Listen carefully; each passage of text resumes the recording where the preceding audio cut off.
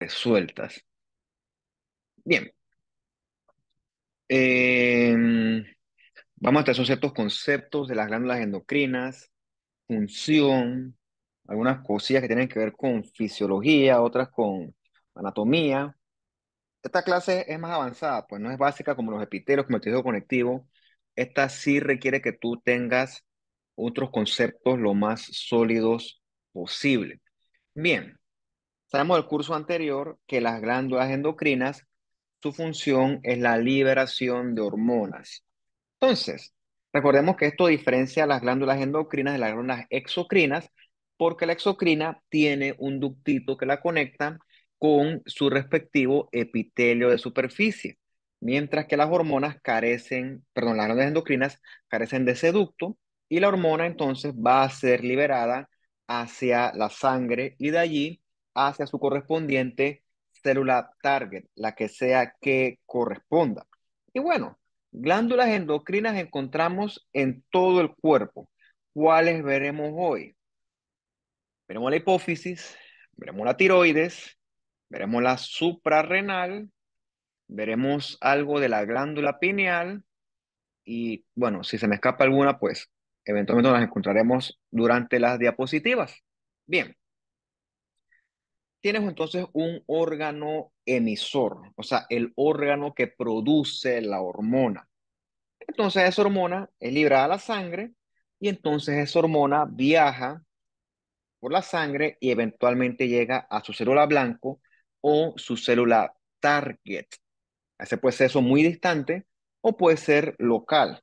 Como por ejemplo, recordemos que en nuestro estómago hay células enteroendocrinas, como las células G. Entonces esas células G G de gastrina, secretan gastrina, que es una hormona que va a estimular a que la célula parietal produzca ácido. ¿Ok? Todo eso ocurre de una forma local. O, por ejemplo, puedes tener la tiroides que secreta T3 y T4, y entonces eso viaja por todo el cuerpo hasta tejidos bastante periféricos. La yuxtacrina, pues eso es más que todo en el desarrollo embrionario. Y la autocrina aplica más, por ejemplo, cuando tú ves la inflamación. Cuando tú estudias la inflamación, los leucocitos se comunican y se amplifican de manera local. Los monocitos secretan elementos que los estimulan a ellos mismos, por ejemplo, a proliferar y diferenciarse. Vamos a estudiar también aquí un concepto que es de la fisiología, que son los ejes de retroalimentación. El eje de retroalimentación hormonal se encarga de regular la cantidad de hormona que yo produzco, porque es malo producir mucha hormona y es malo producir poca hormona. Lo correcto es que la hormona se produzca en su debida cantidad. Entonces, ¿cómo regulamos eso? Gracias a los ejes de retroalimentación, que en algún libro yo leí que son como un termostato. Si tú estás, bueno, en un lugar que haga frío, obviamente en Panamá no hace frío, un termostato hace mucho frío, tú subes el termostato, o sea, subes la temperatura y de repente, comienza a pegar mucha calor. Entonces, tú bajas el termostato, mucho frío, lo subes, hasta que eventualmente encuentras la temperatura ideal en la que tú te sientas cómodo, ¿ok? Algo similar es lo que hacen tus ejes de retroalimentación en una persona sana, obviamente. Van ajustando los correspondientes niveles de hormonas de manera que lo que se produzca sea lo adecuado. Eh, Creo que el mejor ejemplo de ver eso es con la tiroides. ¿Ok? La glándula tiroides produce hormona tiroidea, que son hormonas que se encargan de regular el metabolismo basal. Entonces, la glándula tiroides no produce hormonas porque le da la gana, o sea, ella no se manda. Las hormonas que produce la tiroides son la T3 y T4. Esa T3 y T4 se produce en función de ¿qué? Del órgano que regula a la glándula tiroides. Ese órgano es la hipófisis. ¿Ok? La hipófisis produce varias hormonas, entre esas TSH, que es hormona estimuladora de tiroides. Cuando yo requiero hormona tiroidea, la hipófisis secreta TSH, que a su vez estimula a que la tiroides produzca mucho T3 y T4.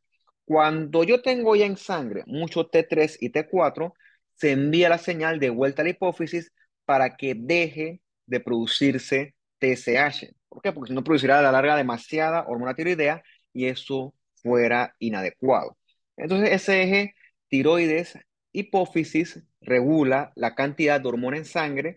Si tengo que producir más, manda a TSH que se produzca más. Si tengo que dejar de producir, la TSH deja de mandar la señal. O sea, esto, pues eso siempre está, es dinámico el eje. ¿Ok? Se va activando, desactivando, dependiendo de los requerimientos de tu cuerpo en determinado momento. Bien, si tienen preguntas o algo que no les quedó claro, pues pueden alzar la manito y pues yo les contesto, ¿no? Así es más fácil.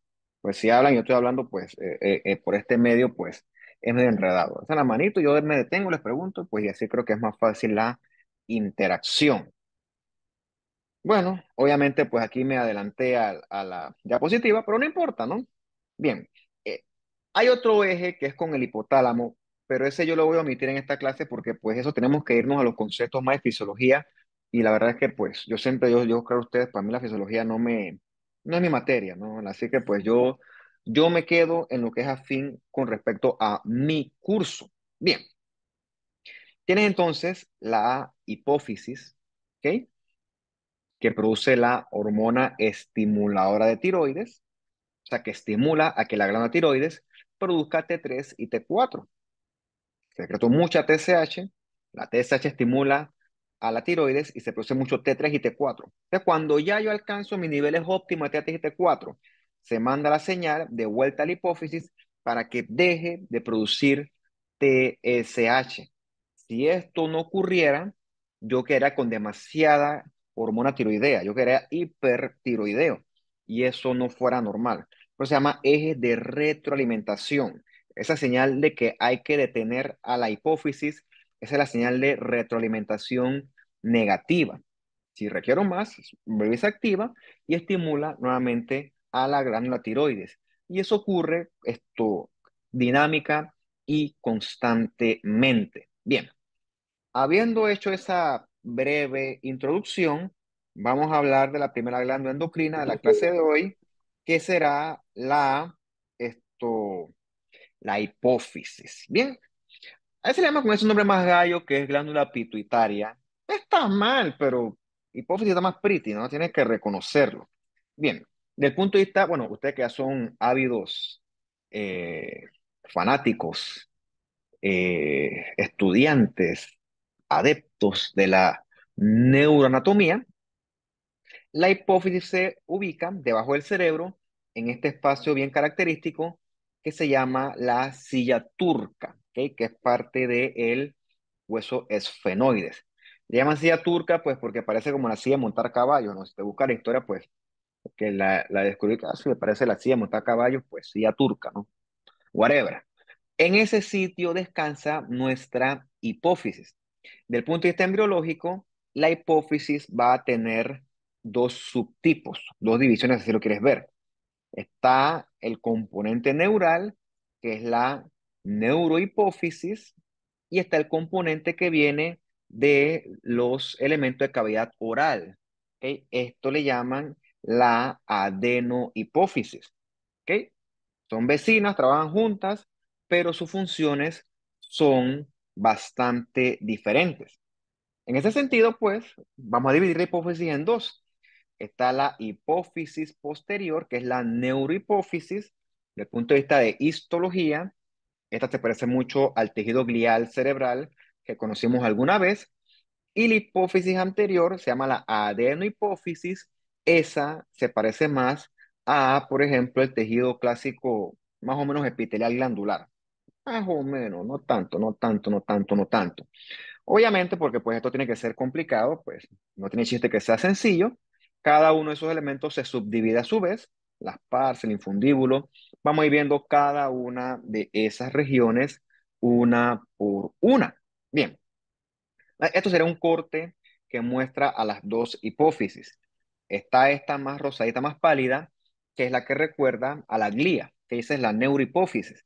Y esta que tiene elementos con células más grandes, más epitelioides, epiteliales, epitelioides, como le quieras llamar, esta correspondería con la adenohipófisis. Bien, Comenzaremos con la adenohipófisis y con la pars distalis, ¿ok? Corresponde a la mayor porcentaje de la adenohipófisis y como toda buena glándula endocrina, va a tener su capsulita de tejido conectivo y las células endocrinas se van a disponer en cordones y vas a tener sobre todo capilares fenestrados. Hay a veces ahí como una especie de discusión entre autores sobre las glándulas endocrinas. Uno dice que son capilares fenestrados y otros le ponen esta S de capilares sinusoides. Como esa discusión si son fenestrados o son sinusoides, eso es lo que me he dado cuenta leyendo. Así que bueno, como hay discusión en eso, pues yo evito hacer preguntas al respecto, ¿no? Sepa que pues los autores tienen a veces opiniones encontradas con respecto a eso.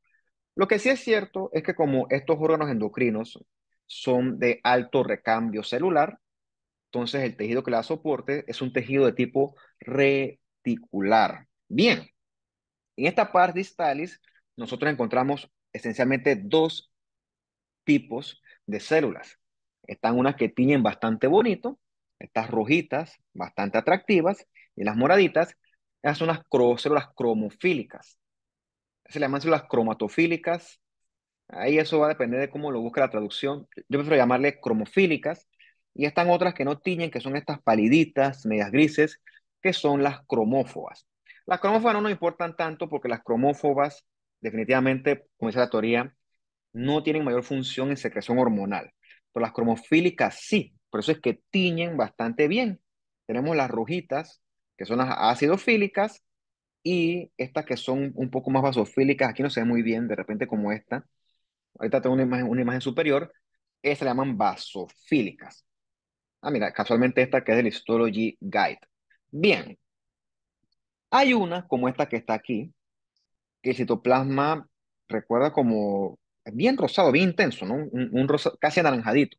Esas son las células acidofílicas. Las células acidofílicas de la parte distalis sobre todo van a contener hormona de crecimiento y prolactina. Tenemos otras, el citoplasma es un poco más basofílicos. En esta vamos a encontrar hormonas como el ACTH o la propiomelanocortisona. Esa es la hormona que se secreta acá arriba, que estimula entonces a la secreción de corticoides por parte de la glándula adrenal. También en la parte basofílica encontramos células que secretan hormona tipo folículo estimulante, que esa es importante cuando llegamos a la clase de sistema reproductor femenino, y también la hormona luteinizante, que es tanto importante como para femenino como masculino, ¿no? Se producen acá arriba, ¿ok? Esa folículo estimulante es la que se produce cuando, iba a decir mujer, pero en verdad cuando la niña llega a la pubertad, que esa es la que desencadena entonces los ciclos ováricos que pues repasaremos con más calma en ese momento. Por eso es que se colectivamente le llaman a esas hormonas, la FSH y la LH, se le llaman las gonadotropinas. Me gusta mi termo, dice mucha gente que le gusta, que donde lo compré, en River Smith, obviamente.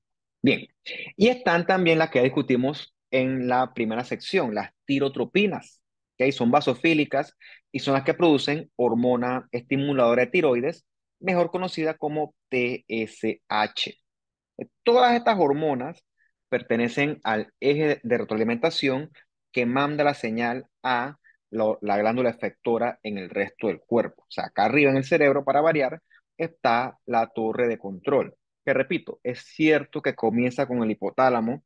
El hipotálamo yo hoy lo voy a omitir, digamos, y me concentraré más en la hipófisis. En este caso, la hipófisis estimula y regula, gracias al eje de retroalimentación, a que las glándulas periféricas produzcan su correspondiente hormona.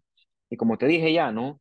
Las cromófobas no producen hormonas. Bien, aquí con más aumento, tienes las rosaditas que son las acidófilas, las moradas que son las basófilas y las que no tienen que son las cromófobas. Después te apuntas ahí, bueno, esta secreta qué cosa, bueno, esta no secreta nada.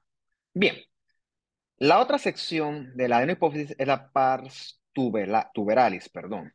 Esa pars tuberalis lo que hace es rodear al tallo del infundíbulo de la neurohipófisis. Y esencialmente la par tuberalis, perdón, lo que produce son hormonas tipo gonadotropinas, o sea, FSH, LH, o sea que deberían contener más que todo células de tipo basofílico. Y la otra sección de la hipófisis es la pars intermedia. Intermedia porque se encuentra en el límite entre pars distalis y pars nervosa. En este sitio tú encuentras sobre todo células basofílicas, que en este caso producen, son tipo hormonas tipo corticotropinas o la ACTH. También, cuando tú eres un chiquito, durante la vida fetal, producen hormona estimuladora de melanocitos. Y lo otro que encuentras son estas bolas, estas estructuras quísticas llenas de coloide, que desde el punto de vista histológico son muy similares a los de la tiroides. Esos son los famosos quistes de Rathke, como dice acá abajo, ¿no? Yo te pregunto a ti, ¿en qué sitio se encuentran los quistes de Rathke? La respuesta es en la pars intermedia de la adenohipófisis, ¿ok? Bien, ahora sí vamos a saltar la neurohipófisis, que corresponde con la hipófisis posterior. ¿Ok? Aquí encuentra la pars nervosa, que es la más abundante, y el tallo del infundíbulo. De alguna otra forma, esta estructura, la neurohipófisis, sí recuerda a lo que nosotros estudiamos cuando hablamos del tejido nervioso como tal. Por eso te muestro aquí axones, encuentro unos que llaman pituicitos, un nombre tan feo, horrible, pero bueno, que son derivados de los astrocitos similares, ¿ok? Que son los que más abundan. Nuevamente, ¿no? Ves la neurohipófisis, que para tejido glial, y la parte distales, que se ve como más tejido tipo epitelial. Ve aquí, ¿no? Prácticamente esto es glía, muy parecido. O sea, la neurohipófisis secreta dos componentes, dos hormonas, mejor dicho. La hormona antidiurética, mejor conocida como ADH. Por ejemplo, ahorita mismo esto que está aquí, este vasito, este termo, él tiene como 700 y tantos de cc, de ml. Al cabo de que yo termine esta clase y me tome todo eso, que creo que lo voy a lograr, probablemente lo primero que yo hago cuando termine esta clase es ir a orinar. ¿Por qué? Porque yo le estoy añadiendo demasiado volumen a mi sangre. Yo no es que estoy deshidratado, sino que esto lo tomo porque me permite hablar mejor. Pero no es que yo esté aquí, tengo sed. Entonces mi cuerpo no necesita tanto volumen. El volumen que mi cuerpo no necesita lo va a eliminar. El volumen ese, como usted verá o vio en su curso de fisiología, ese volumen lo maneja el riñón. El riñón mide los volúmenes sanguíneos, mide, monitoriza, si lo quiere ver así, y él dice, hay mucha agua, voy a eliminarla. Hay poca agua, la voy a retener. Eso ocurre gracias a hormonas como la aldosterona y también a la ADH. Como dice, antidiurética, o sea, no diuresis. Cuando yo produzco mucha ADH, yo no voy a orinar. O sea, cuando tú no tomas agua, porque que tú quieres hacer experimento, ¿no? Bueno, hoy no, porque hoy es un mal día, ¿no? Pero tú no tomas agua, tú no orinas, porque tú secretas ADH para que tú mantengas todas esas tres gotitas de agua que tienes, porque si no te vas a deshidratar más. Si no te vas a deshidratar más. Entonces, tu neurohipófisis produce ADH para aferrarte a esa agua y que tú evites deshidratarte. Lo contrario ocurre cuando yo me estoy tomando esto acá. ¿Ok? Yo estoy añadiendo mucha agua, por lo tanto se inhibe la antidiurética y yo quedo, por así decirlo, prodiurético. Quedo con ganas de orinar para deshacerme de ese exceso de volumen extra. Por ejemplo, como va a pasar ahorita, ¿no? No sé cuántas cervezas me voy a tomar ahora en honor a la patria, al viernes, a que di la clase, a que trabajé, a que cobré, pues tantas posibles causas. Los motivos para celebrar sobran, eso es bueno, que estoy vivo, whatever. Ustedes busquen sus propios motivos, son los míos. ¿Qué pasa con el alcohol? Porque cuando tienes alcohol, te dan muchas ganas de orinar, fijo. Bueno, te pone a leer un poquito, a usted que le debe gustar le debe apasionar la fisiopatología, una cosa que, Dios mío, ¿cómo se produce la enfermedad? Bueno, el alcohol inhibe a la hormona antidiurética, ¿ok? No produces ADH, por lo tanto quedas prodiurético. Entonces que tú tomas cerveza, igual o si es peor, La cosa es que no hay antidiurética y tú orina, y entre más sigas tomando, más se orinando. Entonces, que la siguiente amaneces con algo que se llama goma o resaca, porque pues estás deshidratado. ¿Ah? Orinaste tanto que tus pobres neuronas están deshidratadas y eso pues provoca mucho malestar, sumado eso a los efectos tóxicos propios del exceso de alcohol. ¿Ok? De forma resumida, eso es lo que sucede, ¿no? Obviamente hay otras cosas que hablar, pero pues eso no es parte de la histología como tal, sino que esto es para darle pues sentido a la clase. La otra hormona que produce la neurohipófisis es la oxitocina, que tú debes conocer mejor cuando tú rotes obstetricia y vayas a la sala de partos. Apenas que la mujer sale la placenta, eso sangra, hemorragia, te va a desangrar. Entonces, ¿cómo tú evitas que eso sangra? Fíjate que tú, la placenta tú la arrancas, ¡trac! Y los vasos literalmente se separan, se rompen. ¿Cómo haces que eso es de sangrar? Bueno, contrayendo el músculo liso del útero para que ese músculo liso mecánicamente apriete esas arterias. ¿Ok? Aprietas una arteria y obviamente eso con el tiempo debe detener la hemorragia. Hay dos formas de hacer eso. La natural y la pues no tan natural. La natural es agarrar el útero y hacerle masaje. El masaje del útero estimula a que el útero se contraiga y la hemorragia eventualmente se detenga. Y la otra es zampando a la paciente bucoxitocina, ¿ok? La oxitocina es la que hace que el útero se contraiga y entonces pues eso facilita el proceso de detener esa hemorragia. El paciente, apenas que salga la placenta, puf, ponle su oxitocina y ya, santo remedio, no queremos sangrado. Por eso es que también cuando la mujer embarazada que está en labor de parto no avanza, le inducen el parto, le provoca los dolores, que es lo que tú probablemente escuchaste. Los dolores se traducen a que estimulan a que el útero se contraiga. Eso duele. Digo, debe doler, pero yo obviamente no lo sé. ¿Quién produce esas contracciones del útero? La oxitocina, ¿ya? La oxitocina. Aquí no se ve tanto, pero hay estas estructuras aquí que son como más rojitas. De repente son esas. Hay que bajar más. Eso lo puedes buscar en la Astrology Guide. Esos son los cuerpos de Herring. Esos son los que acumulan esas hormonas dentro de la neurohipófisis. Como dice aquí, ADH se libera en respuesta de la tonicidad de la sangre. Tonicidad es un término no tan adecuado porque pues es un término en inglés, pero realmente sería aquí, se libera en respuesta al aumento de la osmolaridad de la sangre. Por ejemplo, yo me tomo esta agua que está aquí, mi sangre va a quedar diluida y voy a quedar yo hipotónico.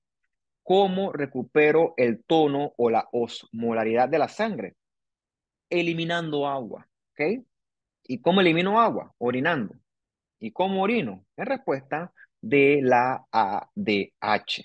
Este tema es chévere, velo, ¿no? La parte de esa de fisiología renal, cómo funciona ese asunto, pues eso es pretty. Bien, esto que está aquí es neurohipófisis. Ah, mira, aquí sabemos más o menos, son un poco mejor los cuerpos de Herring. Lo que yo he visto, lo más que todo rojitos, entonces como grises, tan duros de ver. Le pregunto, ¿dónde están los cuerpos de Herring? La respuesta sería neurohipófisis. Y ves que esencialmente el fondo es puro neuropilo, ¿ok? Glía. Bien. La siguiente glándula endocrina que nosotros vamos a conocer se llama la glándula adrenal.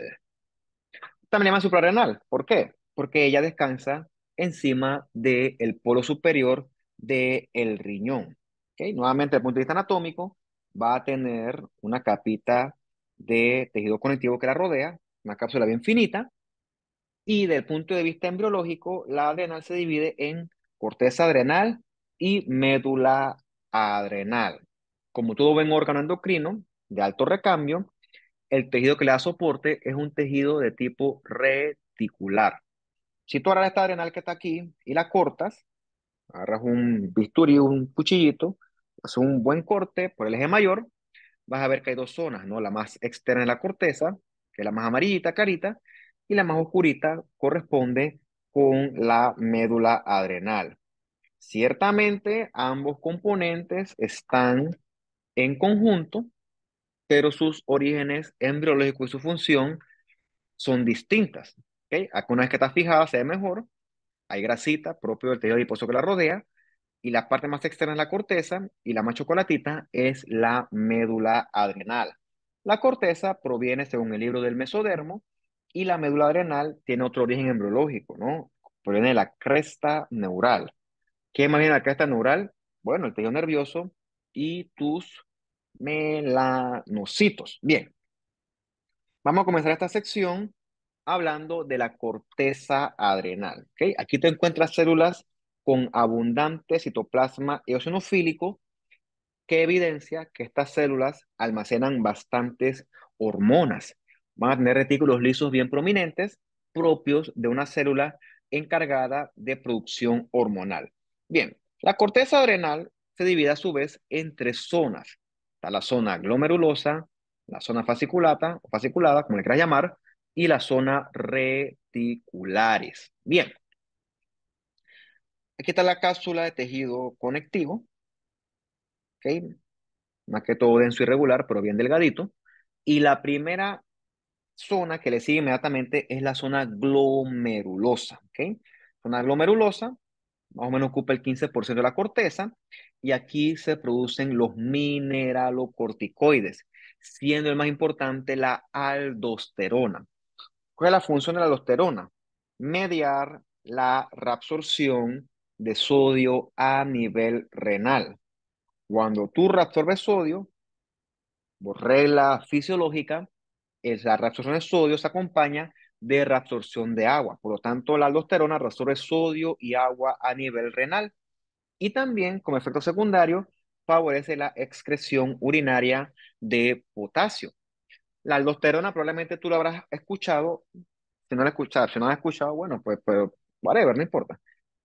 Ya la escucharán probablemente en el contexto del sistema renina, angiotensina, aldosterona. Bien, ¿cómo funciona eso? Vamos a suponer que tienes un paciente que está perdiendo volumen. El mejor ejemplo sería con un trauma. El tipo lo agarran y taca, te le meten una puñalada y comienza a sangrar, sangrar, sangrar. ¿Ok? En ese momento, cuando tú pierdes mucho volumen, tu cuerpo tiene que encargarse de mantener la presión arterial para que tus órganos vitales, llámala cerebro y corazón, se mantengan con su respectivo aporte sanguíneo. ¿Cómo tu cuerpo hace eso? Bueno, gracias al eje o al sistema renina, angiotensina, aldosterona. La renina y la angiotensina se encargan de aumentar la resistencia vascular periférica. O sea, agarran a las arterias y ¡puf! Las cierran. ¿Ok? De nada, el concepto angiotensina, angios de vasos, tensina pues de tensión, es una hormona que aumenta la resistencia vascular. Y entonces la aldosterona que estamos conociendo aquí va al riñón y se encarga de absorber sodio y agua. De esa manera tienes mayor cantidad de volumen sanguíneo para mantener esa presión arterial, y eso hasta cierto punto evita que el paciente pues se muera porque se encarga de mantener los órganos adecuadamente perfundidos. Fíjate que la arteria es un tubo y la presión arterial, desde el punto de vista biomecánico, biofísico, se maneja por dos variables: la resistencia vascular y el volumen sanguíneo. Esas dos variables se aumentan cuando el sistema renina, angiotensina, aldosterona está funcionando. Digo, si yo estoy sangrando y eso me salva la vida, pues me parece bien, pero puede que el sistema ese se active de formas no reguladas. Entonces, yo que no estoy sangrando, voy a estar ahorita aquí, a que estoy sentado, a estar hipertenso. ¿Por qué? Porque mi sistema está funcionando inadecuadamente, y entonces va a tener un tono vascular aumentado y va a estar absorbiendo mucho sodio y mucha agua. ¿Qué es lo que puede pasar en un paciente que es hipertenso? Tienes una inactivación, perdón, una activación inadecuada del sistema renina-angiotensina-aldosterona. Por eso es que hay medicamentos que inhiben este eje. Con respecto a angiotensina, que asumo que tú verás en fármaco, tienes que verlo, están todos los IECAs y los ARA2. ¿Qué significa IECA? Inhibidores de la enzima convertidora de angiotensina. Ahí están todos los que terminan en pril: enalapril, captopril, perindopril, lisinopril. Esos tienes que haberlos escuchado. Y también están los antagonistas, los receptores de angiotensina 2. O sea, son medicamentos que se encargan de que el fenómeno de la angiotensina no se dé. Por lo tanto, la resistencia vascular no va a aumentar. Y también tenemos medicamentos que inhiben los efectos de aldosterona. Entonces, esas son terapias blanco para tratar a los pacientes que son hipertensos, del punto de vista mecánico, o bajo el volumen, ¿ok? Que eso es lo que hacen los diuréticos, por cierto. Orino todo eso y por lo tanto mi presión debe bajar. O lo otro es disminuir el tono vascular, por ejemplo, inhibiendo la dinámica de la angiotensina. Bien, bueno, eso igual tú debes correlacionar con tus otras materias, asumo yo. Bien, la próxima zona es la zona fasciculata o fasciculada. Es la que ocupa el mayor espesor de la corteza adrenal. Perdón, aquí tú encuentras células con abundante citoplasma bien espumoso, esas blancas grandototas, ¿ok? Que se disponen en columnitas de 1 a 2 células. Y aquí ves la cosa, ¿no? Aquí dice que son capilares sinusoides, hace que son fenestrados, no vamos a salir de pelea por eso. Las células estas grandototas con abundante citoplasma pálido producen los glucocorticoides, que son estimulados por la ACTH que se produce en la adenohipófisis. El principal es el cortisol. El cortisol tiene un montón de efectos que tú estudias mejor cuando ves la parte en farma, por ejemplo, el efecto de los corticoides. Tiene efectos antiinflamatorios, tienen efectos a nivel de la glucosa, favorecen la gluconeogénesis. Los corticoides hacen muchas cosas que pues son beneficiosas cuando están en balance. Si están desbalanceadas, pues no son tan beneficiosas. Entonces esos glucocorticoides se producen a nivel de la zona fasciculada. Repito, por influencia de la CTH. Aquí importante, ¿quién regula los niveles de aldosterona? No se regulan acá arriba. La aldosterona se regula ya sea por el volumen sanguíneo o por los niveles de sodio. ¿Ok? El estímulo para la secreción de aldosterona es distinto al de los restos de hormonas que hemos nosotros discutido hasta el momento. Importante porque, pues, por todo tu curso de patología, el tumor más común del riñón se llama el carcinoma de células renales, de células claras. ¿Ok? Entonces, las células claras del riñón se parecen mucho a esto que está acá. Entonces, hay una masa renal, vamos a tomar una biopsia para ver si eso es riñón o qué, perdón, si eso es tumor o qué, a ver si tomamos una decisión. Entonces, ponte que el tumor está acá arriba en el polo superior y el urólogo o el intervencionista, yo no sé quién, pasa la aguja, le pega a la suprarrenal y llega al riñón y dice el que le pegó al tumor y entonces pues nosotros vemos esto que está acá. Oh, así, eso es un carcinoma renal de células claras, positivo por malignidad, carcinoma. Paciente lo operan, me llega a mí al rato, a la semana siguiente el riñón, abro el riñón, no hay nada, chanfle, nunca hubo tumor.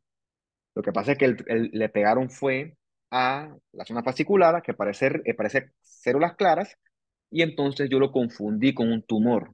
Hay que tener cuidado con eso, ¿no? Hay que tener cuidado porque pues esto parece mucho. Las células de la zona fasciculada parecen las células neoplásicas del carcinoma ese renal de células claras. Cuando tú des tu curso de patología, serán las neoplasias. Esto que está acá no se ve maligno. Los núcleos son redonditos, las células son uniformes. Cuando hay carcinoma, las células se ven mucho más monstruosas. Entonces, eso pueden confundir. Ante la duda, hay tinciones inmunistoquímicas que pueden orientar a una cosa o la otra. Pero hay que tener cuidado, ¿no? Hay que tener cuidado con las agujas de ese riñón que pueden atravesar esta zona de la glándula adrenal. Y la última zona de la corteza adrenal es la zona reticularis, ¿ok? Es la más profunda y es la que está llegando prácticamente a la médula adrenal. Aquí las células tienen menos pálido, tienen un poco más fuerte, y la forma de identificarlas es porque las células de las zonas reticulares tienen gránulos de lipofuscina. Eso es característico de ellas. Y aquí se producen precursores de los andrógenos. Aquí con esta sesión se ve más detalle, ¿no? Acá arriba lo tienes, ves los puntitos de chocolates que tienen acá arriba estas celulitas. Cuando ves lipofuscina en la corteza adrenal, eso es células de la zona reticularis. Bueno, te pasamos a la otra sección de la médula adrenal. Ujú. Lo bueno que la médula adrenal deriva de la cresta neural. Aquí tú encuentras unas células un poco más grandes con citoplasma pálido y nuevamente la red que provee soporte son la red de fibras reticulares. ¿Ok? También encuentras también células parecidas a las ganglionares que conocimos nosotros cuando hablábamos del tejido digestivo. Estas células, por sus características de tinción, también se le va a llamar células cromafines. Habiendo dicho eso, eh, cuando les hablaba yo de las hipófisis, que si las basofílicas, que si las acidófilas, que si las cromófobas, realmente en HY eso en la práctica ya no se usa. Eso es muy difícil. Realmente no pones por no decirlo ahí que, mira, ve, este basófila, este acidófila, realmente es muy difícil. Hoy en día prácticamente la identificación de esas células ha sido reemplazada por los métodos de inmunistoquímica. Es importante decirlo, pues, porque ya no cogemos lucha tratando de analizar cosas que, pues, son difíciles y la probabilidad de que yo me equivoque, pues, es alta. Al igual acá, las cromafines se llaman así porque tiñen con sales de cromo. Eso es verdad, ¿no? Pero hoy en día esa tinción es superada por los métodos de inmunistoquímica por bastante territorio. Bien, ve las células estas grandototas, ¿ok? Son las células cromafines, como dice acá, ¿no? Esto se tiñen con sales de cromo y tienen en su citoplasma cromogranina. Hoy en día las cromograninas son identificables a través de los métodos de inmunistoquímica. Por eso es que las células estas neuroendocrinas ya estén aquí, ya estén en gastrointestinal, ya estén en pulmón, donde sea que tú las encuentres, si son células neuroendocrinas, suelen tener gránulos de cromograninas y tiñen para esta tinción especial que es por métodos de inmunistoquímica. Bien, las células cromafines de la médula adrenal secretan las catecolaminas, ¿ok? La epinefrina y la norepinefrina. Ahorita vamos a explicar qué hacen ellas. Bien, esta que está acá es una célula ganglionar. Sueles encontrar también bastantes en la médula adrenal. Bien, ¿para qué son importantes las catecolaminas? ¿Ok? Son importantes en las situaciones de supervivencia o de mucho estrés. Creo que hay un dibujo por acá adelante. ¿Sí? No. Ok, voy a decirlo verbalmente. Bien, cuando tú tienes una situación de mucho estrés, no estrés de que porque tienes un examen, no, pero un estrés del que depende tu vida. O sea, por ejemplo, tú estás en la calle y te apunta con una pistola, es una situación de vida o muerte. No, vamos a limitar ese ejemplo porque es muy extremo. Vamos a decir que te están corriendo porque te quieren robar. Te quieren robar, no te quieren matar. Yo creo que si es así, pues tú tienes dos opciones. O entregas lo que tienes o corres. Bien, vamos a suponer que tú decidiste correr. Tú dices, el tipo este ladrón es un viejo, yo soy joven. Así en medio segundo o menos, yo calculé y yo estimé que en una recta ese tipo no me va a alcanzar. Bueno, habiendo tomado esa decisión, se manda la señal y tus células cromafines comienzan a secretar cantidades industriales de epinefrina principalmente. La epinefrina tiene efectos cardiovasculares y en todo el cuerpo bien importantes. A nivel cardiovascular, aumentan la frecuencia cardíaca. Yo lato más veces por minuto, o sea que va a tener más sangre por minuto en mis arterias que van a llegar a los músculos esqueléticos. Mi vía aérea también se abre para que yo capte más oxígeno. ¿Ok? Yo capto más oxígeno y entonces ese oxígeno va a llegar a mi sangre y eso va a permitir que se oxigenen mejor mis músculos. Eso me va a permitir a mí correr lo más rápido posible. Lo otro es que a nivel de los ojos, las pupilas blue se van a dilatar. ¿Ok? De manera que si yo voy a correr, yo voy a ver lo mejor posible el camino. Esto, Eso se llama respuesta fight or flight, de pelear o huir, y esa respuesta está dada por el sistema simpático, que a su vez es comandado por la secreción de catecolaminas. Lo otro, mientras tú estás corriendo, tú no te vas a parar a orinar. De que, bueno, aguanta, aguanta, aguanta, dame un minuto. Te pone a orinar ahí. Termina de orinar y sigues. No, todo lo que es función de micción, de tránsito intestinal, todo se detiene. ¿Ok? Se detiene porque en ese momento la prioridad absoluta y no discutible es la supervivencia. ¿Ok? Por eso cuando, por ejemplo, tú estás en el súper porque es como me pasa a mí a veces porque entre tantos paquetes me enredo y puse la cartera en el bolsillo de aquí, de aquí de la camisa. Nunca hago eso, ¿no? Pero cuando me enredo con lo que tengo que sacar la tarjeta, que la visa, que después que la cédula, yo que pongo las llaves acá, uno se enreda entre tantas cosas y noto que, puf, puse la cartera aquí y cuando llego al carro, me voy a quitar la cartera para sentarme en el carro, yo, ay, a la chuleta, mi cartera. Y lo primero que siento es que el corazón se me quiere salir del pecho. ¿Ok? Yo mínimo, allá la máquina, dejé esa vaina en la caja, y me robaron. Y no, ya, ya me tocó, hasta aquí, ¿ves? Ya huevado. Eso pasa, ¿no? Pero en ese momento, cuando tú sientes eso, tú sientes que el corazón, hasta que se pone el corazón poderoso. En ese momento, en esa situación de estrés, que es casi que automático, tus cromafines producen un montón de epinefrina que, bueno, si me robaron, ¿qué tengo que hacer yo? Bueno, yo me voy a preparar para correr a esa caja y ver rápidamente, tuviste una cartera de tal color aquí, sí, la agarró tal señor, y bueno, ese man yo lo voy a corretear porque busca mi cartera. O sea, tu cuerpo te está preparando, ya sea para huir o para pelear. Por eso es que fight or flight. Esa es la relevancia de la médula adrenal, la supervivencia. Bien, mira, quiero decir, a ver, me adelanté. Bueno, aquí puedes ver la comparación histológica entre zona reticularis y la médula adrenal. Ves que la médula adrenal, las células son más grandes y el citoplasma es más pálido, ¿no? Entonces, la epinefrina, como te dije anteriormente, va a tener efectos cardiovasculares netos, ¿ok? Encargados de pelear o de huir. También la norepinefrina va a hacer que haya más sangre a cerebro, corazón y músculos. Todo eso es para actuar con la mayor potencia posible durante ese momento. También vas a comenzar a producir más, a consumir más glucosa en ese momento. Repito, lo que sea que tú estimes, también puedes pelear contra el tipo. Tú dices, ah, mira, esto es un viejo, no lo veo armado, yo voy a pelear para atrás. También. Lo que sea que tú decidas, tus catecolaminas te van a acompañar. Yo huiría, porque tú quieres pelear, bueno, pelea. En ese momento, pues, también te hace importante el aporte de la adrenal. Bien, todo lo que nosotros hemos visto sumado al curso anterior y usted ha visto ahora que le puse a dar charlas. Las charlas son para ver la contraparte maligna o neoplásica de una célula normal. Entonces, las células que yo les he presentado, prácticamente todas, siendo la única excepción que se me ocurre, quizás las neuronas, una excepción muy relativa, no se vuelven malignas, ¿ok? Porque no se dividen, esa es la teoría supuestamente. Pero cualquier célula que se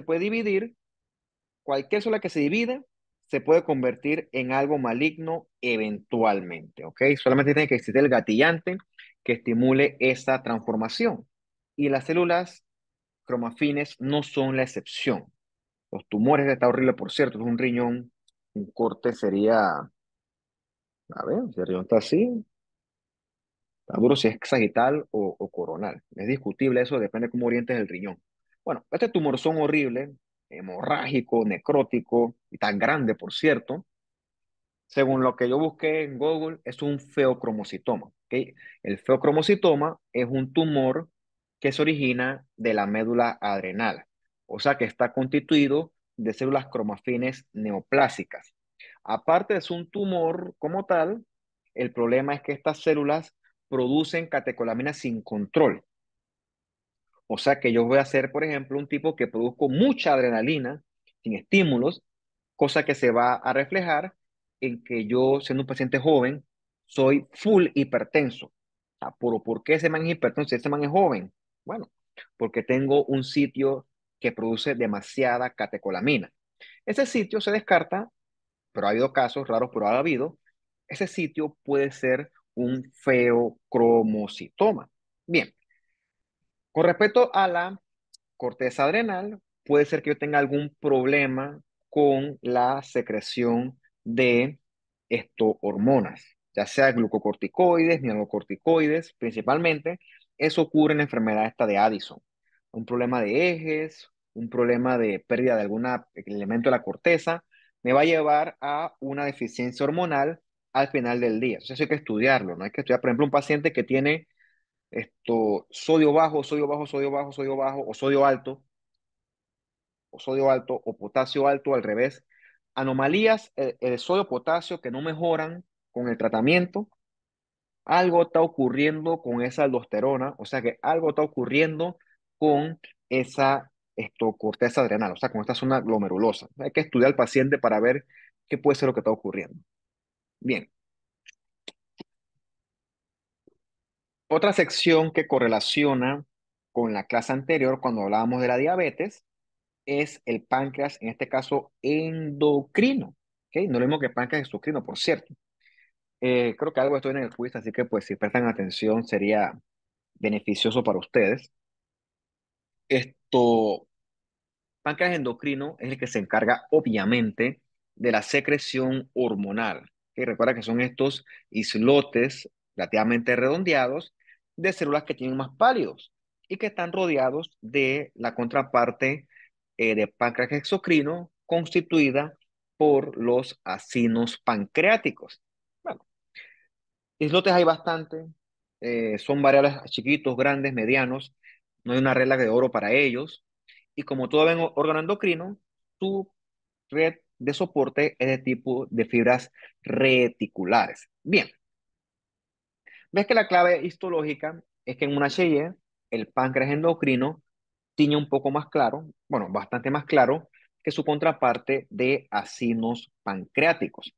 Bien, ¿qué encontramos nosotros en el islote de Langerhans? Bueno, varias células, las más importantes son las alfa, que secretan glucagón, las beta, que secretan insulina, las delta, que secretan somatostatina, y bueno, menos importante la PP, que secreta polipéptidos pancreáticos. La más importante colectivamente son la alfa y la beta, principalmente las células betas que, reitero, producen insulina. Bien, es una práctica cuando yo como, ingiero los alimentos, eventualmente el azúcar de esos alimentos llega a la sangre. El azúcar no se debe quedar en la sangre, el azúcar hay que incorporarla hacia adentro de las células. ¿Quién se encarga de esa incorporación de azúcar hacia dentro de la célula? La insulina. ¿Ok? Por eso es que la insulina es importante. Sin insulina, mi sangre se va a quedar llena de glucosa. ¿Ok? Por eso es que si yo tuviera problemas con insulina, si yo fuera diabético, ya sea tipo 1 o tipo 2, principalmente tipo 1, me tomas una glucosa y mi sangre va a estar volando en azúcar. Quiere decir que la insulina no está haciendo su trabajo de incorporar ese azúcar a mis células. ¿Ok? Hay un problema con la insulina. No, lo mismo, ¿no? Ocurre algo diferente con las células alfa, ¿no? Las células alfa se encargan de lo contrario, aumentar los niveles de glucosa en sangre. Eso es útil, por ejemplo, cuando tú pasas mucho tiempo sin comer.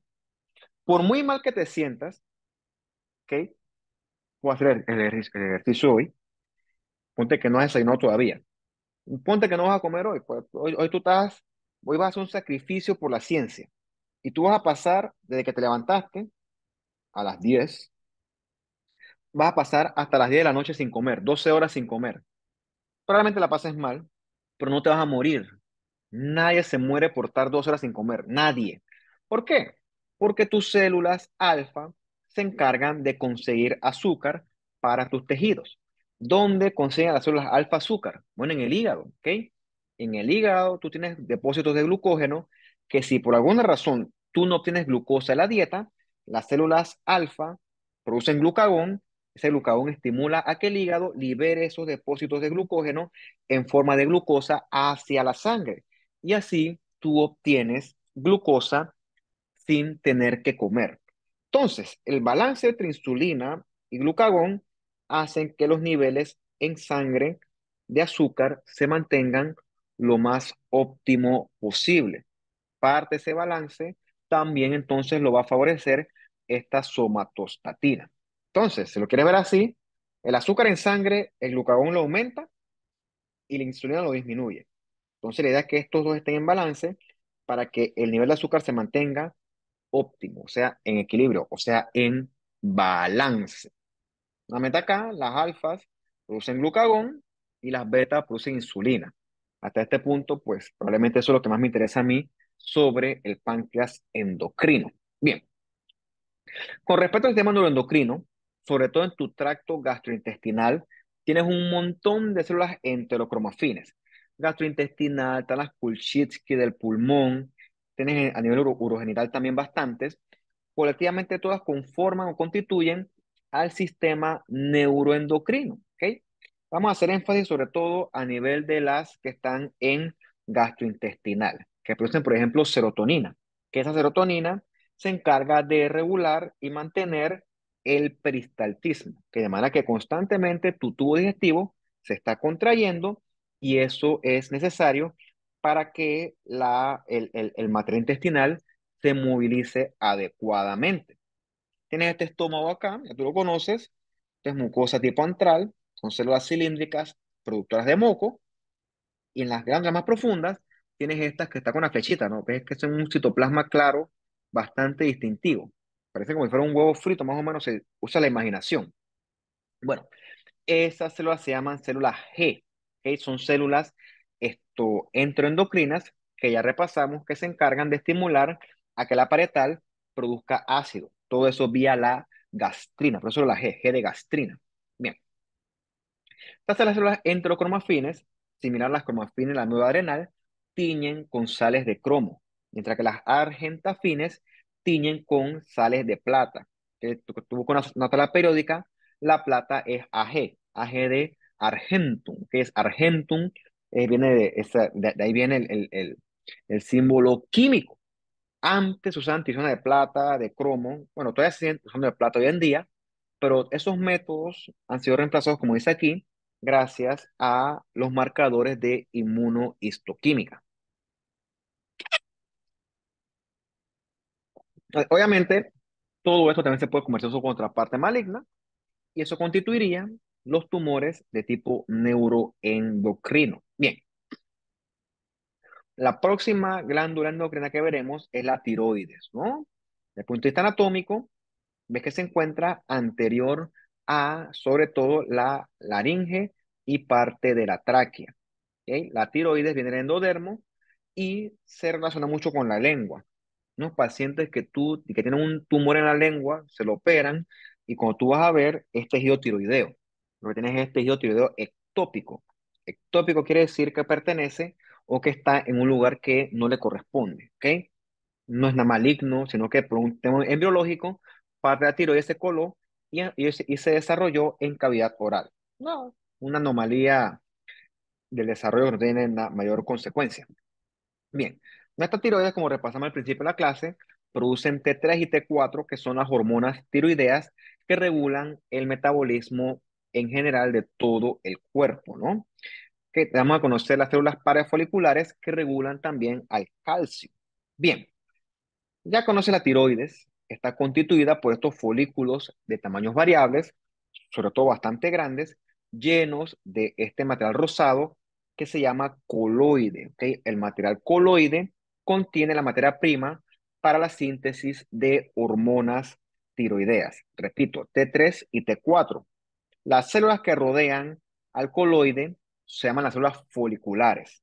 Del punto de vista morfológico, suelen ser células aplanaditas a cúbicas. ¿Ok? Cúbicas cuando la glándula está activa, aplanaditas cuando la glándula pues no está secretando hormonas como tal. Más grande que el coloide, perdón, el folículo, con su coloide central y sus células foliculares que lo están rodeando. El libro y ciertos autores llaman a esas células tirocitos. Sinceramente, el nombre no me gusta. Yo prefiero llamarle a esas células foliculares, ¿ok? Células foliculares, y reitero, ¿no? Como todo en órgano endocrino, las células foliculares y el coloide van a tener una red de soporte de tipo reticular. Recordemos que la red reticular está constituida por colágeno tipo, ¿cuál? Tipo 3, ¿no? Entonces, esas cositas básicas que ya somos que usted sabe, esas cositas son las que le puedo preguntar en el parcial. Le voy a preguntarle cosas sobre todo histológicas, pero básicas, que pues eso fue lo que repasamos cuando dimos las primeras clases estas con Histology Guide. Eso y también los temas de la charla. Eso tengo que definirlo, se lo voy a mandar ahorita que termine la clase esta, por el chat, para que usted lo estudie para su parcial de la semana más arriba. Creo que es 17 si no me equivoco. Bien, nuevamente aquí en toda su gloria, ves los folículos tiroideos bien grandes, con abundante coloide eosinofílico, rodeados de sus células foliculares. Repito, yo le dice tirocitos, para mí sinceramente, pues ese nombre, pues no es que está mal, pero bueno, a mí no me gusta, pues. ¿Quién estimula a que la tiroides secrete T3 y T4? La hipófisis anterior por medio de la TSH, que recordemos que eso ocurre en el contexto de los ejes estos de retroalimentación. Lo ves con más aumento, ves el montón de coloides y ves acá entonces las células foliculares que van desde plana a cúbicas, dependiendo de el estado metabólico de la glándula. Bien, tenemos estos dos grupitos centrales que están fuera de los folículos tiroideos que corresponden con las células parafoliculares o células C. ¿Ok? La célula parafolicular, perdón, viene a la cresta neural y es bastante calcitonina. ¿Ok? La calcitonina se encarga de regular los niveles de calcio en la sangre. Cuando el calcio está muy alto, la calcitonina inhibe la acción del osteoclasto. ¿Te acuerdas que el osteoclasto lo que hace es degradar hueso? Cuando degradas hueso, degradas matriz ósea y eso libera calcio. Entonces, cuando tú ya tienes tu calcio restituido, la calcitonina detiene el osteoclasto para que ya pare ese tema del calcio porque ya tenemos suficiente calcio. O sea que la calcitonina disminuye el calcio en la sangre. ¿Y qué hormona es la que lo aumentaba? Pues la paratormona, ¿no? Que veremos más adelante también. Bien, para producir hormonas tiroideas es necesaria materia prima. Esa materia prima, entre otras cosas, está representada por el yodo, ¿ok? Que si tú tienes una dieta adecuada en yodo, no deberás tener problemas para sintetizar hormonas tiroideas. La ventaja es que actualmente muchos alimentos de la dieta contienen yodo. Por lo tanto, no es imposible, pero es raro que en estos tiempos tú encuentres personas con deficiencias de yodo que tengan dietas balanceadas. Eso ocurría mucho en el pasado y producto de esa deficiencia en el yodo, la hormona tiroidea, los folículos estos, aumentan mucho de tamaño con la intención de producir mucha hormona tiroidea. O sea, es como un crecimiento compensatorio. Eso se llama hiperplasia nodular. Y eso se traducía en un crecimiento anormal de la glándula tiroides. Eso es lo que le llaman bocio, ¿no? Ese bocio multinodular también. Ese bocio multinodular obedece a que como no hay yodo, la glándula tiroides es estimulada mucho por la TSH y se pone hiperplásica. Por eso es que se llama hiperplasia nodular. Entonces, ¿aquí qué va a haber? Va a haber hipotiroidismo porque el paciente sin yodo no produce T3 y T4. Como no produce T3 y T4, entonces la TSH se vuelve loca. Dice, yo quiero que produzca. O sea, que la TSH comienza a producir un montón, ¿ok? Perdón, la hipófisis comienza a producir un montón de TSH que va a estimular de manera anormal, de manera muy sostenida, esa tiroides, por eso es que Blue crece tanto así. Entonces, de manera de esto, dato curioso, el hipertiroidismo o el hipotiroidismo no se mide en base a los niveles de T3 y T4, no, porque eso es muy variable, sino se mide en base a los niveles de TSH. Un TSH muy alto te indica a ti que hay una hipófisis se está tratando de estimular en exceso.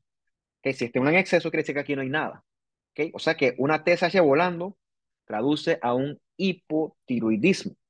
Mientras que si la TSH está por el piso, quiere decir que mi tiroides es hiperactiva. ¿Ok? Entonces, eso es lo que se traduce en un hipertiroidismo. O sea, se mide la TSH, no la T3 y la T4. ¿Ok? Eso es importante porque, pues, eso es clásico. Pues tú lo harás, por ejemplo, cuando rotes esto, cualquier de la medicina interna. La forma de diagnosticar un hipotiroidismo o un hipertiroidismo, lo que sea, no es con T3 y T4, sino es con los niveles de TSH. Repito, yo creo que en tiempos modernos no se ve esto, ¿ok? No se ve porque, repito, reitero, tú encuentras yodo en la dieta de forma normal, pero antes sí se veía, ¿no? Esos huellos todos aumentados de tamaño de un producto de una hormona tiroidea que no se produce, y entonces la traducción será una glándula tiroides que va a ser hiperestimulada. A veces eso crece tanto que comprime estructuras vecinas, ya viste que hay aquí, está la vía aérea, más atrás está el esófago, los grandes vasos. A veces son tan grandes esas tiroides que pues toca pues operarlas, ¿no? Porque comprimen demasiado y peor, esa glándula tiroides no está funcionando, por lo tanto, pues, si la operas, pues no es mucho lo que se pierde. Bien, como estudiamos anteriormente, ¿ok? Esto se maneja todo en el contexto de los ejes de retroalimentación. Lo que las hormonas son al final del día lípidos. Los lípidos son instruidos en la sangre, por lo tanto los lípidos deben viajar en la sangre en su respectivo vehículo. Bien, TSH produce T3 y T4. Cuando produce suficiente, el eje está en equilibrio. Vamos a decir que el TSH, perdón, vamos a decir que la tiroides se queda cortita y no está produciendo T3 y T4. Bueno, se activa la hipófisis y produce mucha TSH para a su vez estimular a que se produzca mucho T3 y T4. Entonces, cuando yo tenga mucho T3 y T4, entonces el eje de retroalimentación inactiva la hipófisis y ya para la producción de TSH. Eso es dinámico en el sentido que a veces yo necesito producir mucha T3 o T4 dependiendo de las circunstancias. Por ejemplo, si hace mucho frío, ¿ok? Si hace mucho frío, yo necesito aumentar mi metabolismo basal. Entonces yo produzco mucha T3 y produzco mucho T4, ¿no? Teóricamente eso favorece más la actividad mitocondrial. Entonces, cuando yo produzco mucho T3 y T4, va a tener mucho T3 y T4 libre en sangre, quiere decir que eventualmente tengo que inhibir la función de la TSH, que hasta que mi temperatura se esto regule. Aplica lo contrario. Hace mucha calor, no requiero producir tanto energía por mi propio cuerpo, entonces disminuyo los niveles de T3 y T4, ¿ok? Hasta que bajan bastante. Y eventualmente ese bajón de T3 y T4 activa a la hipófisis para que ésta produzca más TSH. Entonces, por ejemplo, esos cambios en el metabolismo hacen que se regulen dinámicamente los valores de TSH y de T3 y T4 en función, repito, de los ejes de retroalimentación. O sea, esto no es de que doy punto, ¿no? Esto va variando acorde a la circunstancia del paciente o del individuo y del ambiente. Bien, una enfermedad que tú verás con bastante recurrencia es el hipertiroidismo, ¿ok? El clásico signo del hipertiroidismo es este que está acá. Puede ser mujeres que los ojos se les salen prácticamente. O se llama exoftalmos o proptosis. Hasta que se muestre lo contrario, esto ocurre secundario al hipertiroidismo. Y es una enfermedad de tipo autoinmune, también se llama la enfermedad de Graves, ¿no? Se llama Graves-Basedow también. ¿Qué ocurre? Hay autoanticuerpos que de forma indirecta estimulan mucho a las células foliculares. Que las células foliculares quedan demasiado estimuladas y yo produzco mucho T3 y T4. Eso me va a llevar a estar hipertiroideo. Si eso ocurre, la TSH acá arriba, se va al piso. ¿Ok? Eso es diagnóstico de este tipo de enfermedad. Como esta persona produce mucha T3, T4, su metabolismo basal va a estar súper alterado. Son estas mujeres flaquitas, delgaditas, con pérdida de peso, con los ojos salidos, que están así como hyper, ¿no? Están nerviosas, está con diaforesis, que eso es mucha sudoración. Y lo otro es que esta persona no tolera el calor, está todo el tiempo sofocado todo el tiempo. O sea, eso es como el fenotipo clásico de una paciente hipertiroidea. Lo contrario es el hipotiroidismo. Siempre se la culpa de que no, de que yo estoy gordo y pues yo no bajo de peso, es por la tiroides. ¿Pero por qué? ¿Ok? La explicación de eso yace en el hipotiroidismo. En el hipotiroidismo, por razones que pueden variar, yo no produzco T3 y T4. Una razón puede ser algún problema acá arriba, algún problema con la hipófisis y la TSH, o algún problema tiroideo intrínseco, como por ejemplo una tiroiditis linfocítica. Entonces, sin T3 y T4, o con T3 y T4 bajito, mi metabolismo basal va a ser lento, ¿ok? Por lo tanto, yo voy a tender a aumentar de peso, va a estar lento yo. El tipo que tú le hables, el tipo como que, así como dormido siempre. Pero no sé qué, gordo, así no baja de peso, ¿no? Suele asociarse eso a un estado anormal de la T3 y T4. A diferencia del anterior, no tolera el frío esa persona, ¿ok? No lo tolera. Le molesta mucho el frío. Nuevamente, lo diagnosticas es buscando la TSH. Si yo tengo mi T3 y T4 por el piso, la TSH va a estar, uf, va a estar volando. Eso es diagnóstico de un paciente hipotiroideo. Bien, penúltima es la paratiroides, ¿no? La paratiroides se encuentra detrás de la tiroides, suelen haber de 4 a 6, y también, repito, todas se soportan por una red de tipo reticular. Bien, las paratiroides se originan en los arcos faringios del tercero y el cuarto, que a veces hay variantes anatómicas donde las encuentras en el timo. No es patológico, es una variante anatómica. La paratiroides se constituye principalmente por células principales o células Schiff. Células principales lo que tienen principalmente es PTH u hormona paratiroidea, que junto con la calcitonina se encargan de regular los niveles de calcio. Con la edad es normal que la paratiroides tenga bastante tejido adiposo. No es algo patológico, es algo propio de esto, el envejecimiento. ¿De que tiene bastante grasa esta? Esto es perfectamente normal. Entonces tenemos unas células que son las principales, que son las Schiff, y en menor porcentaje, estas son las oxifílicas que comparten con la edad más o menos la misma función de regular el calcio. Bien, entonces aquí está la tiroides esta, y muy cercano a ella está una paratiroides. A veces que a nosotros nos mandan las tiroidectomías por un carcinoma papilar de tiroides, que es el tipo histológico más común, y trae esa tiroides adherida una paratiroides.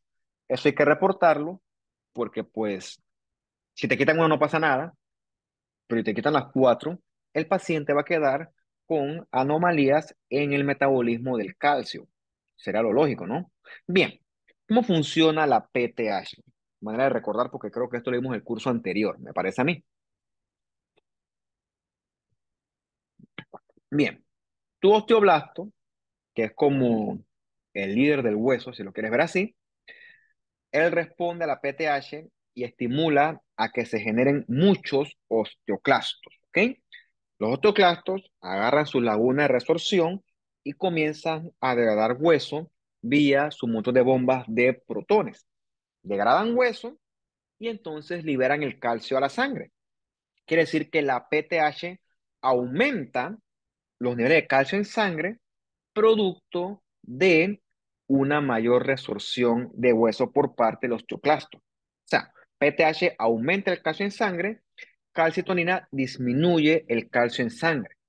Lo ideal es el balance, ¿no? O sea que PTH y calcitonina tienen que estar en equilibrio. Son antagonistas, no son enemigos, sino que uno sube, el otro baja el calcio. No son enemigos, los dos son necesarios. ¿Qué más hace la PTH para aumentar el calcio? Bueno, aumenta a nivel renal la resorción de calcio, también aumenta la transducción de fosfato a nivel intestinal y también pues favorece que se reabsorba más vitamina D en el intestino. Entonces reitero, PTH aumenta el calcio, calcitonina disminuye el calcio. Bien. Las oxifílicas también con el tiempo van a reemplazar esta función de producir PTH en personas mayores, ¿no? Se caracterizan por tener citoplasma rosadito, eosinofílico bien abundante.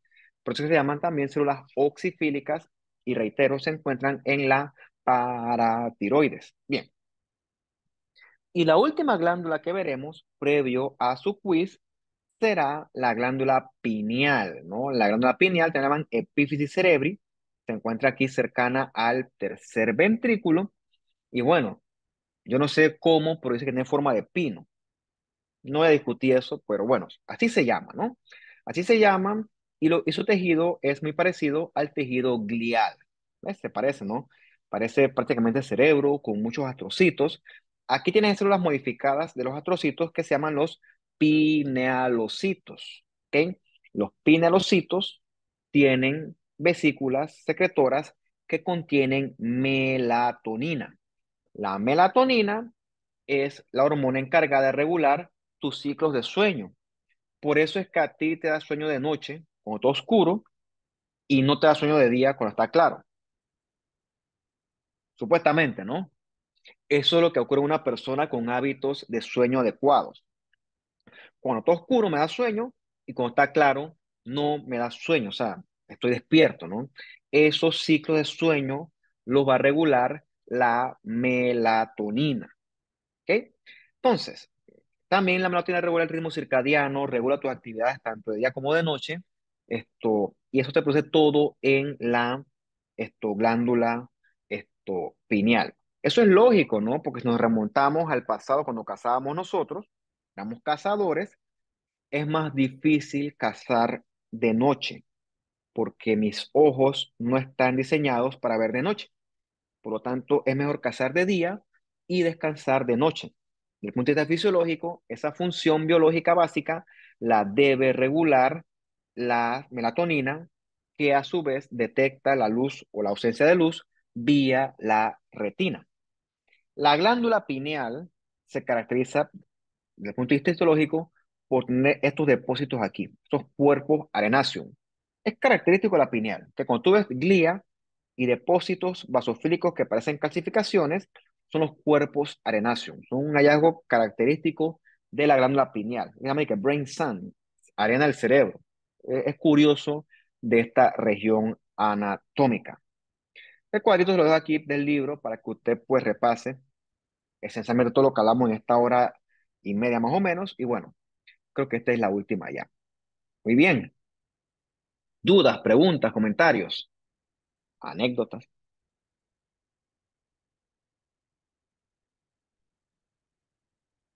Bueno, si no hay preguntas, pues vamos a hacer su quiz primero. Son las 11:30 y me toma eso, vamos a poner los 40, ¿no? Para yo poder programarlo. Eh, y ahorita les escribo cuáles son los temas del parcial, el día y las indicaciones de la semana, antes de irme, ¿no? Antes de desconectarme. Vamos a hacer 11:40, pues. Bien, hablamos después.